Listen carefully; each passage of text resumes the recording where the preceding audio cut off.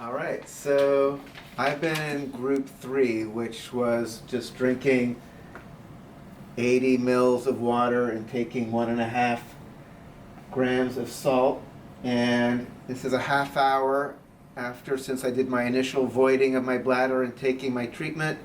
And here's the amount of urine that I've got. Again, I'm collecting it every last drop because I care about the volume. So this is not a clean catch like you were doing in the urinalysis lab. You're going to collect from the beginning to the end of the flow. And first thing I want to do is figure out the volume. And I can look here, just roughly, it's less than 100. So when I think about which one of the cylinders makes sense, I'm going to probably take the one that's 100. This is going to get lost if I put it in one of these bigger ones here. So I'm going to pour it in.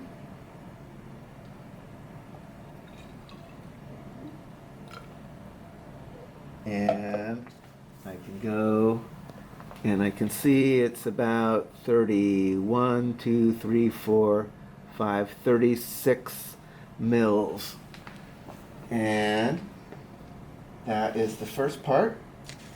I'm also going to want to measure its specific gravity.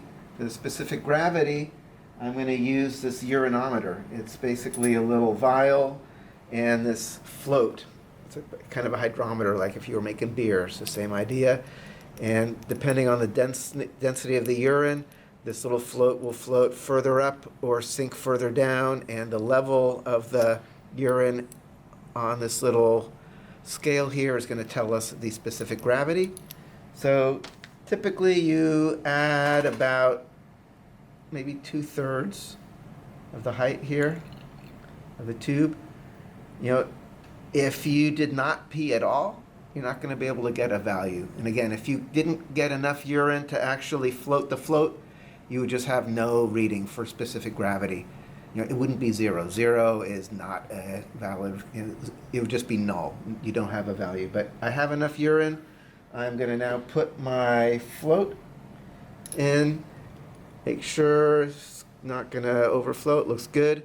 You want to give it a little spin. I'm going to put it down here.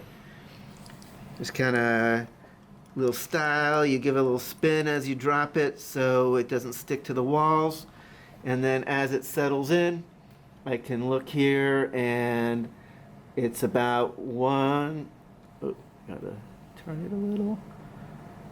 So about 0.028 is my, or 1.028 is my specific gravity for this.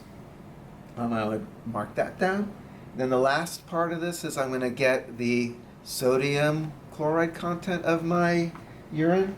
For that, I am going to need a little test tube and a dropper right here. And so basically, I'm going to need 10 drops of my urine.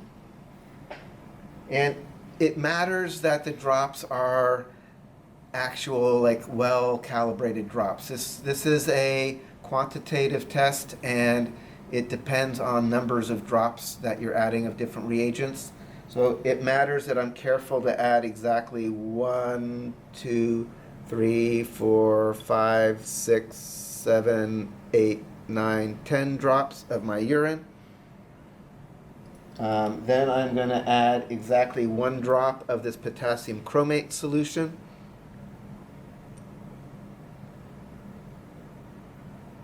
And now I'm going to add silver nitrate solution drop by drop by drop. And this forms a precipitate. And you'll see as a drop hits into this solution, it's going to turn brown for a moment, but then will probably become yellow again. And I'll keep adding drops of silver nitrate until this solution here stays brown. And the total number of drops that I add here are going to be the value of the total milligrams per milliliter of sodium chloride that I have in there. Again, you can see it's yellow when I start. Does this help? Yes. Okay, I'm going to add in a drop. Do you see little browns show up? And I had 2, 3, 4, 5, 6. I need to kind of look at it.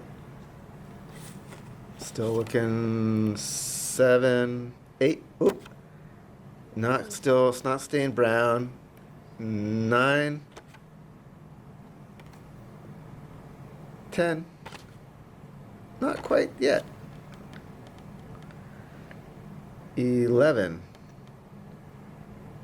12. Ooh, it's almost there. 13. I'd probably give it one more. 14. That's brown. So 14. It took 14 drops.